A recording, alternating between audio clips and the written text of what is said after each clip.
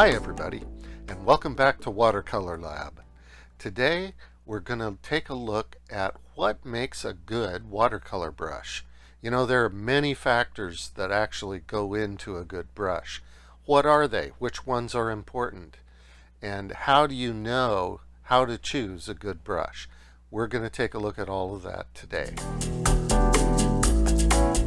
As far as the application of serious watercolor painting, a brush needs several important key characteristics. I call these key characteristics because you have to have them as part of a good watercolor brush. Also, most of what we're talking about today applies to round brushes as we use them most when we're painting in watercolor. So let's get right into it and take a look at the top 5 things you should look for in a good watercolor brush. Number 1, the brush can hold a generous amount of paint. This is not only helpful so that you don't have to keep dipping your brush back into the paint every second, but it is a characteristic of some of the best natural and synthetic hair fibers for brushes available. Traditionally, the very best watercolor brush hairs come from the Kolinsky sable, an animal that grows in Siberia and northern China. These brush hairs outperform anything else on the planet that we know of, and even today are still the standard by which all fine watercolor brushes are measured. But synthetics have been getting better and better, and today high-end synthetic watercolor brushes by many counts match the quality of genuine Kolinsky sable and in some cases exceed them. For example, the brushes that are synthetic can be more durable than natural sable hair.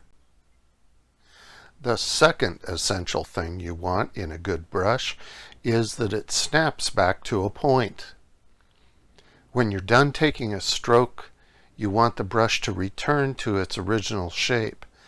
If it doesn't return to its original shape, you're left with an end that is splayed and mushy so that you can't make a fine stroke on your next attempt.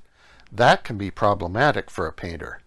So a brush that snaps back to a point has a good feel to it, holds lots of paint, and is ready to go on every stroke. Now, this isn't something you can tell about a brush simply by looking at a picture online or even looking at a physical brush in a store.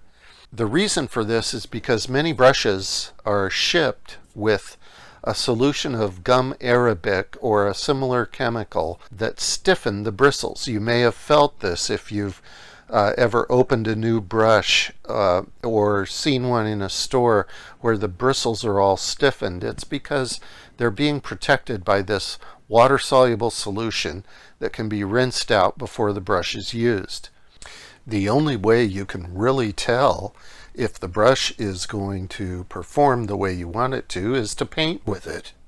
Some art stores will let you test a brush out with water before you buy it, but there's no shortcut for actually using the brush to make paintings and judging for yourself.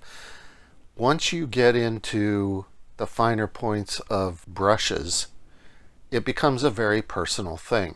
So I recommend always going with a reputable manufacturer. They have a reputation for a reason.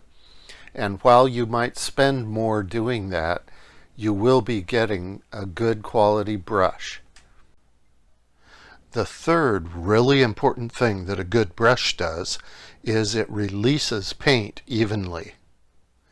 There's hardly anything worse than being almost done with your painting to have your brush suddenly release an excessive amount of water or paint. This causes problems like back runs, some of which are virtually impossible to fix. A well-constructed brush allows you to have control over the release of the liquid in it, and that's another good reason to invest in your brushes. Number 4, The brush has solid construction. This is important, especially in terms of longevity, but you can tell some of these things by looking and others are invisible. One of the things you can look at is the quality of the finishing of the brush, of the handle. You can look at the ferrule to see if it has a seam. Well-made brushes have a seamless ferrule.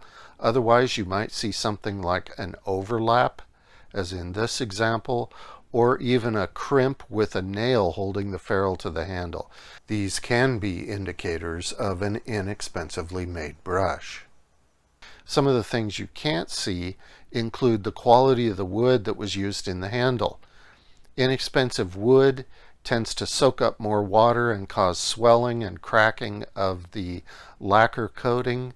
Some handles even warp. The other thing that is very important is how the bristles are actually fastened into the ferrule itself and onto the handle. Well-made brushes are solidly glued so that they don't shed while you're painting. So well-made brushes, again, pay off in longevity. And number 5 in my top 5 things to look for in a good watercolor brush is that the brush performs consistently.